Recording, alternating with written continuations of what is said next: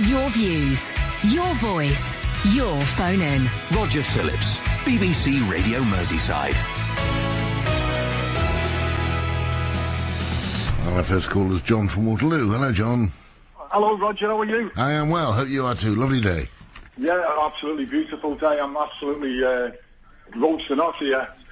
I'll have to bear with me a sec. Right. Sorry about that. That's right. Yeah, it's just I managed to. I listened in a bit yesterday. I was roasting in the car here. The caller calling from Chicago, a gentleman from Chicago, a Jewish gentleman. That's right. And he calls all the way from Chicago to put forward the Jewish position. Yeah. And I thought it was. He explained, to summarise, what he was saying is all he wanted is peace. Yeah, that's I absolutely agree with him. I think in terms of looking at it all, I mean, I've visited Israel, and I think it's a little unfair to the Israeli people.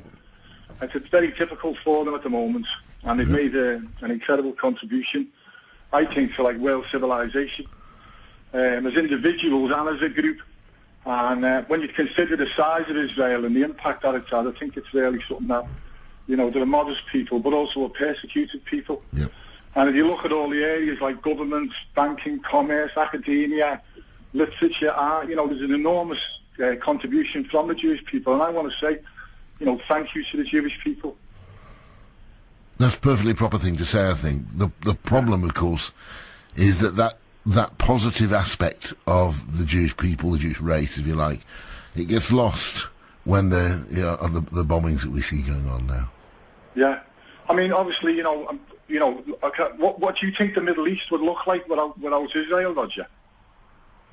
Well, I think it would look much like it looked like in 1916, I suppose. Well, no, the Ottoman Empire was still there. But no, it would be a more peaceful place, undoubtedly. But yeah. I think the problem actually isn't Israel. It's us. We carved the place up, and so did France. And by the place, I do mean Africa. All over Africa, but particularly North Africa. We carved them up ridiculously. We didn't take any account of different kinds of running countries, of tribes running themselves, of which parties had which interests. We just made a complete mess of it. And so I think ultimately we're responsible, not Israel, not that's just one view. You think it would be a better or a worse place, John, if Israel were not there? I think he might have gone. Hello, John, thank you. I think he has. His line's gone down in one way or another, so let me go to one or two of the emails. Dave in Chester says, as we know, the Commonwealth Games get underway today, and it got me thinking, what's the relevance of the Commonwealth? It's not a trading bloc, and the inhabitants of member states are not allowed free movement around the Commonwealth. Human rights abuses and corruption pass without criticism. Is it time to consign this institution to history? Trev says, in August 1914, Europe was mired in the depths of World War I. At the time, many, including the British author H.G. Wells, observed the events of the war and hypothesized that a win in this war by the good guys would result in the end of war itself. In a series of newspaper columns, Wells coined the phrase, the war to end all wars. Today, the phrase, the war to end all wars, is uttered somewhat tongue-in-cheek, knowing that the century that has transpired since Wells first coined the phrase have been covered with war after war after war. World War I, regardless of intention and speculation, was not the war to end all wars. It was simply another war. In 2014, with wars, with deaths, men, women and children, in Palestine, Afghanistan, Iraq, Ukraine and Syria, the giants in Liverpool will do nothing but entertain in a most shallow way by using the tragedy of World War I to amuse and no doubt be used as an excuse to encourage people to spend money in the city centre, which is seemingly all that matters these days. Well, Trev, I don't know. I haven't seen it yet. You can't prejudge it. You never know. It might do exactly what you hope it will do. But incidentally, in terms of war, I'm talking tomorrow, and I think it will go in tomorrow's programme. I'm recording it before the programme. A very interesting interview with a man called Brian Turner. Brian Turner fought in Bosnia, fought in Iraq, and it's basically about Iraq, although it goes right back in history as well. It's a beautiful, and that's the word I would use, a beautiful book about the horror of war. And I hope to be talking to you, and I hope we'll broadcast it in tomorrow's programme. Right, we got John back, something went wrong the line. Hello, John. Sorry about that, Roger. I think I'm living in the dead zone. Go on, yeah. Yeah, but just I want to make a number of points there, just regarding the important contribution that Jewish people have made. Yeah. I mean, if you look at the government, obviously, the Speaker of the House of Commons is Jewish. We've got the Miliband brothers in terms of the Jewish leadership of the Labour Party, the Conservative Friends of Israel. We've got BICOM, which are all pulling together.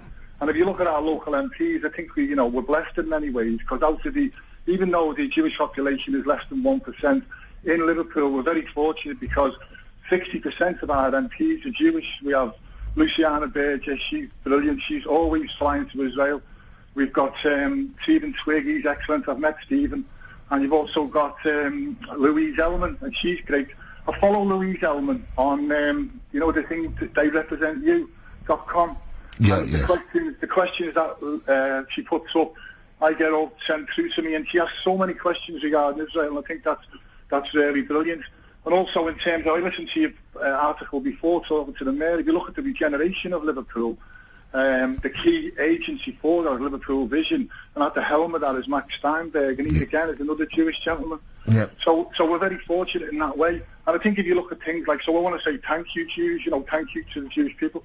But you look at like the banking, World Banking, we look at the central banking system, the Bank for International Settlements, the World Trade Organisation, the International Monetary Fund, all represented wonderfully with Jewish. The Bank of England, Eddie George, obviously he was Jewish.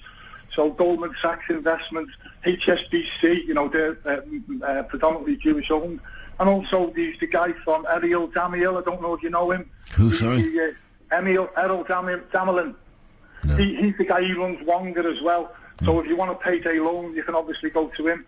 I think they've just got a new CEO actually, Wonga. Oh, have they? Yeah.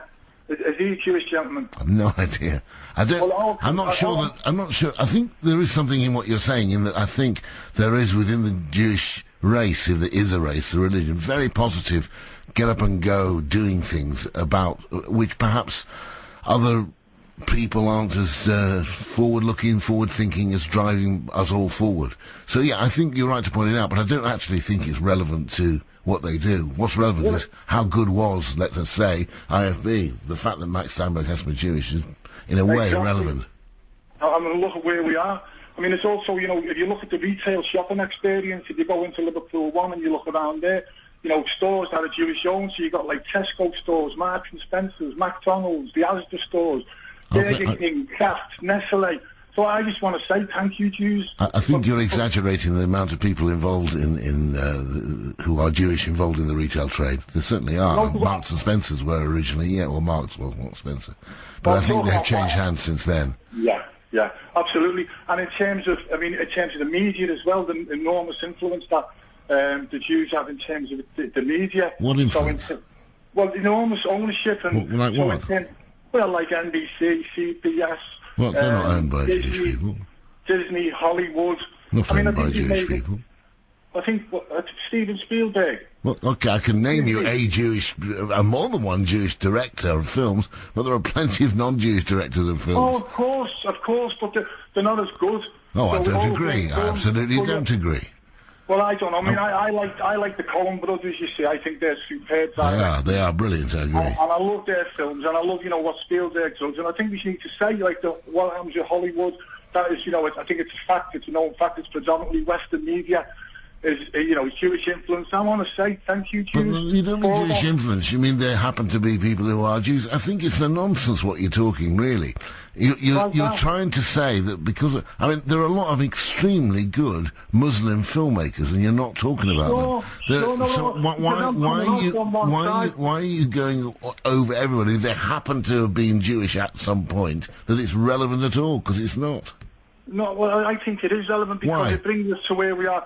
Look, where we are in terms of Israel, what I'm saying is the enormous influence that has been given to us by a small representation. Well, there isn't an enormous influence. That's the point I'm making. I could go through the same list of things and say the enormous influence Christians are having because there is a Christian man who is now running the Bank of England. There is a Christian woman at the head of the Church of England. You can just go through everything. Liverpool 1 is run by a guy who's a Christian. It's irrelevant. The point is it successful or not? Who's the guy running it? Is it successful? His religion is completely irrelevant. No, I'll just give you the one example. Rather than all, I'll just focus on one thing in terms of time. I'll come back again to the representation that we have in our wonderful city of Liverpool. So to the 5 MPs that were potentially... Well, you said it, so we're going to leave it. John, I think there is something of the dark, I think he was called, Michael Howard, and he was Jewish, about you. Andy from Bootle is now next up. Hello, Andy. Hey, Roger. All right, mate. Yeah, I'm fine, thanks.